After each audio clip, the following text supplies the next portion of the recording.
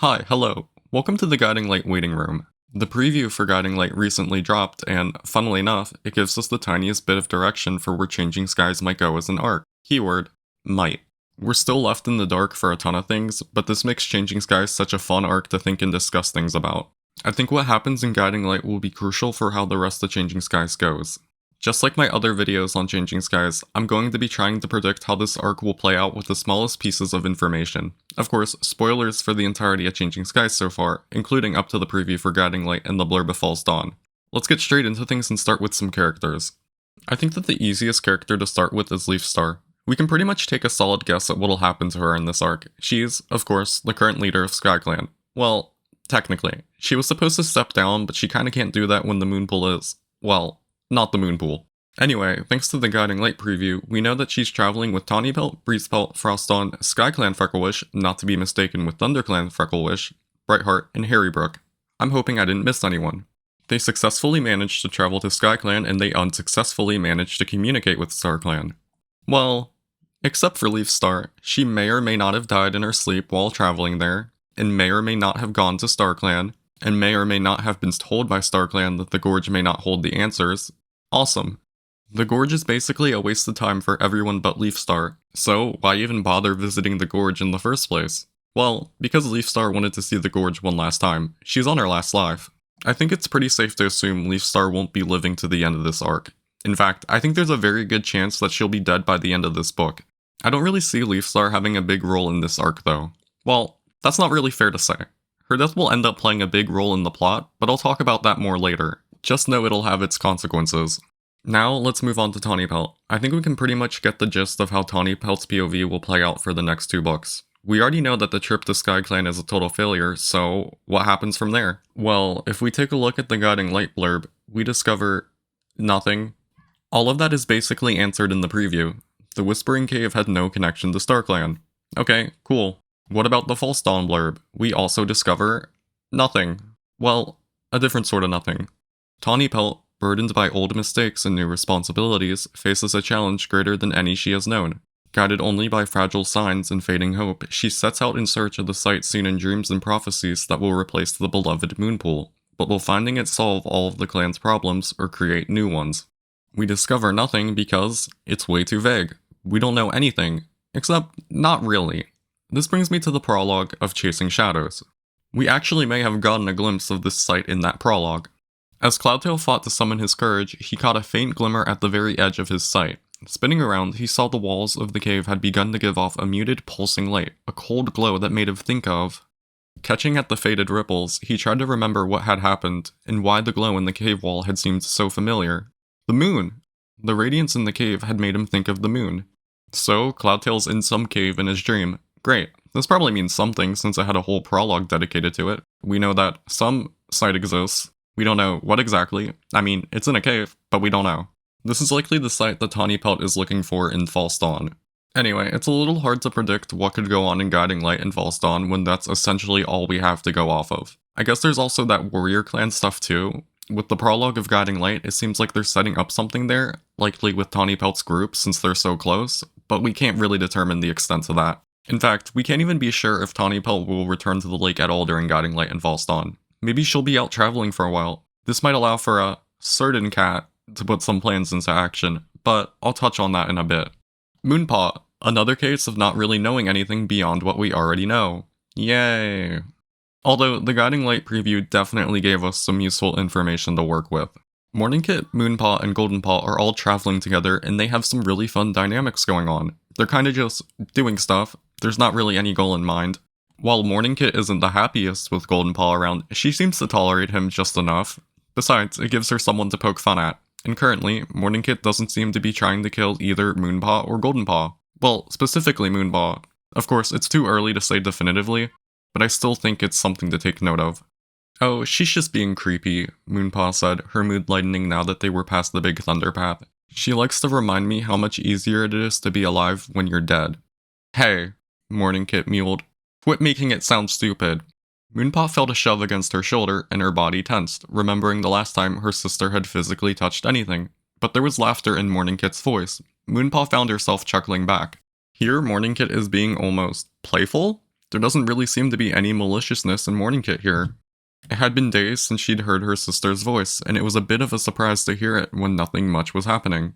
"I've been exploring," Morningkit told her. "This place is so weird." She sounded delighted by it. "The thunder paths are such a tangle, and there are more fields on the other side. I even snuck into one of the other two-leg dens. It was full of two-leg pelts just hanging there. And I saw trees on the other side of the thunder path, and a horse place, but I didn't get that far."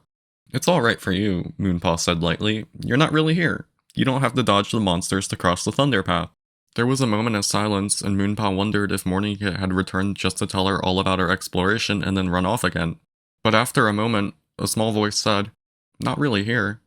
"Oh, Morningkit." Moonpaw sat up, her fur prickling with guilt. "I didn't mean that. I didn't mean anything by it."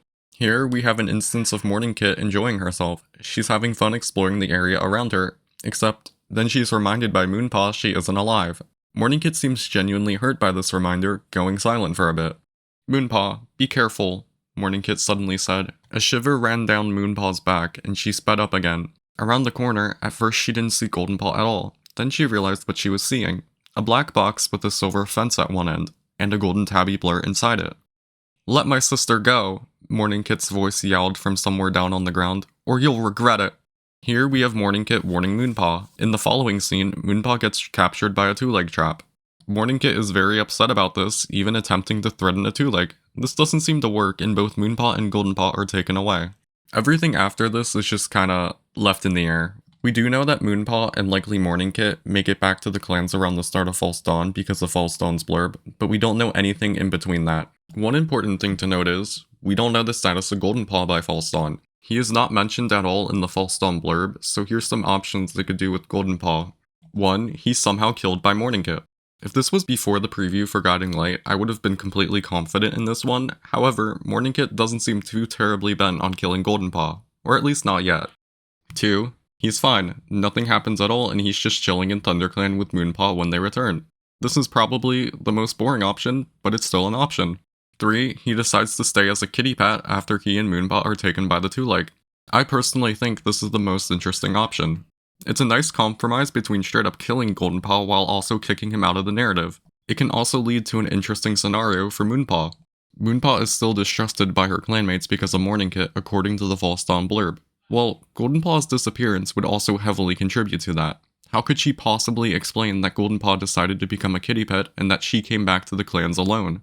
It's not like she could prove it. Goldenpaw could be dead for all that they know. But also at the same time, what's Moonpaw's incentive for even returning to the clans? Well, we'll probably find out during Guiding Light. She's back at the lake by False Dawn. Now, let's start with Starlingpaw. Starling Flight, Starling Star. Who even knows at this point? On paper, it should actually be pretty easy to predict his role in this arc. He gradually goes from some apprentice to a cat with a lot of influence and power in his clan. He takes it into his own paws to help, well, maybe not help, but help Tawnypelt with her prophecy. The two-faced cat is a problem, and he may have bumped into her.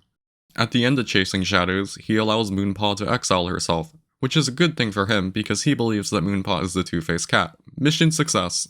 Except not really because she returns by False Dawn, but we'll get to that. He's having issues with some minor character named Hawkwing. You know, the SkyClan deputy, Hawk, soon-to-be SkyClan leader, Wing. Starlingpaw wants to be a warrior, and honestly, just have a higher sense of authority in his clan, and Hawkwing is in his way. And with Leafstar probably gone, he's the cat with the most power in SkyClan. We don't really get the specifics of Starlingpaw's POV, just like every other cat, but we can get the gist, similarly to Tawnypelt. Like I stated just a second ago, Starlingpaw is looking for a bigger role in his clan. This will require the support of others in his clan, in which he is honestly not lacking. In Chasing Shadows, he put together a group to spy on SkyClan territory in the trees. Also, what's going on with that now? We still don't have an answer for that, I think. However, the Guiding Light preview ends with him coming across the corpse of a dead fox. There was a fox. Starlingpaw jumped and huddled behind the trunk of a tree in case the thing was about to get up and chase him. A moment later, he felt foolish. The prey scent was coming from the fox. It was dead, lying unmoving on the ground with its eyes rolled right back in their sockets. Was this the source of the snuffling noises SkyClan had been hearing near camp? "Ha," Starlingpaw said, and stepped out from behind the tree. He walked over to the fox and prodded it hard with a paw. It moved, its limbs flopping limply around. It was even still warm. It couldn't have been here long at all. Starlingpaw stared into the empty eyes of the fox and started to have an idea. Whatever this idea is, it's probably a terrible one, but it might help him get his warrior name. It's likely it'll be related to how Hawkwing thought the strange noises outside their camp was a fox. Anyway, his support in SkyClan will likely continue to grow once he gets his warrior name. This will probably end up with him clashing with Hawkwing. If Starlingpaw really wants to become Starlingstar, he's in the way. So, what does Starlingpaw even do about that? Well, for starters, he could just do nothing. Hawkwing could just exist, but obviously, that's not going to happen. It's Starlingpaw. I personally think that Hawkwing is going to die. This would allow Starlingpaw to execute all his plans required for acting as the antagonist of Changing Skies. But it's also currently very difficult to determine the circumstances that'll lead to Hawkwing's death. I don't think Starlingpaw would just kill him. That's too simple. Since Starlingpaw is the deceiver, there's probably a little bit of trickery involved. I think it'll involve Morningkit, but I'll get to that when I talk about Morningkit. So, what now? Well, like I was saying earlier, Moonpaw will be back at the lake by false dawn. This is terrible for Starlingpaw because his plan to rid the lake of her failed. Now she's apparently an issue again. This leads to what I think will become the main conflict of False Dawn. Is Moonpaw really the two-faced cat? Starlingpaw obviously thinks so, which means his supporters will probably think so as well. This is probably something that would be addressed at a gathering. But who would support Moonpaw? Who would be against these accusations? Well, Jayfeather. I can talk about Jayfeather now, yay. I think that the main conflict is going to focus around Jayfeather and Starlingpaw. Jayfeather thinks that Moonpaw has a huge role to play in the future of their clans, so this leads to Jayfeather being in support of Moonpaw while Starlingpaw is against her. In fact, if we want to take this one step further, Jayfeather might even claim that Starlingpaw is actually the two-faced cat. It's not his first prophecy after all. And from there, you have two clans rallying their support for or against Moonpaw. This could also force the other clans to pick sides as well. This also supports what is stated in the False Dawn blurb. With tensions rising, every cat must choose what they are willing to fight for, and what they may be forced to leave behind. What are the cats willing to fight for? Well, whether they support Moonpaw or Starlingpaw. From here, it gets kinda hard to predict what will happen because we haven't really seen the drastic measures that Starlingpaw could take in a position of power. And I mean really drastic measures, not just going behind the back of Hawkwing. Which is one of the reasons why Guiding Light is likely so crucial to this arc. We'll get a taste of Starlingpaw with his authority, even if it's just him with a warrior name. And finally, Morningkit. I genuinely think that she's the most important character out of the entire plot. She's going to determine how the rest of the plot will play out because there's so many different things you could do with Morningkit.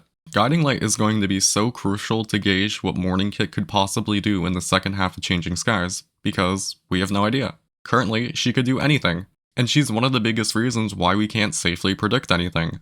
So, here are the two major scenarios that I think could happen. 1. Upon returning to the lake with Moonpaw, she could work together with Starlingpaw to plot against Moonpaw in order to kill her so that Moonpaw joins her. While I'm personally on team Morningkit will be redeemed, I can't help but acknowledge that there's probably a reason why Starlingpaw can see Morningkit. Like, I feel like they wouldn't introduce that for no reason. Maybe she'll play a role in how Hawkwing dies. Maybe she'll even possess the body of Hawkwing to make Starlingpaw's authority even more credible. She could fully commit to being an antagonist. Anyway, I think it's pretty inevitable that she'll possess a body. If Moonpaw won't join her in her world, why can't she just join Moonpaw in hers? The other scenario I have in mind has to do with Jayfeather, Hawkwing, and Morningkit. They're all on the cover for False Dawn, which may hint to them all interacting together. So, what happens if Morningkit gets the development she needs during Guiding Light and decides to work together with Moonpaw? Perhaps Hawkwing does somehow die and his spirit is left by the lake. Maybe she notices it and points this out to Moonpaw, who then forwards it to Jayfeather. Maybe all four of them will work together against Starlingpaw. This is some pretty wishful thinking, but I think it has more of a chance of happening than antagonist Morningkit. I don't think Morningkit is truly malicious, I just think that she's immature and doesn't realize that her actions do, in fact, have consequences. And I don't think she'll be against acting as a spy. It's perfect for her mischievous personality. However, it's not like it's exactly foolproof. You can bring in Starlingpaw's connections to ghosts here. Maybe he'll catch on to this due to carelessness on Morningkit's end. And something that's kinda irrelevant to this but funny to put out there, what if Morningkit is the solution to finding these new territories? She can't get hit by monsters, she doesn't need to eat, and she can go wherever she pleases. This would speed up the traveling for looking for the new site a ton. Also, this site is present in Cloudtail's dreams. What's stopping Morningkit from going into Cloudtail's dreams and looking at it herself? Anyway, my final topic is the ending of Changing Skies. I think that Changing Skies will, or should, end on the cats planning to depart the lake, during which they split up into two groups. The cats by the lake and the cats who will head to the new territory. This also gives them the opportunity to fix so many issues present in the current territory. Conflict is hard to generate with the clans getting on well enough. You have a million background characters that either have zero personality or are completely irrelevant, and let's not even mention the mess that is the family tree. Changing Skies gives the opportunity for nearly a fresh start. However, if Changing Skies decides to wrap up completely by book 6, this arc is going to feel like a mess. I think it's very essential that they either lead this arc into the next, or at the very least, a super edition. Otherwise, it's just going to feel completely rushed. Keep in mind, by the start of book 5, Tawnypelt is still looking for that site, so that leaves only about one single book to resolve everything if they decide to wrap it up there. Aaron Hunter, please do not do this. Anyway, those were some predictions for the second half of Changing Skies. I need Guiding Light now. This video is probably going to age very poorly once Guiding Light drops. If you have anything you want to see me cover, let me know in the comments. Goodbye forever.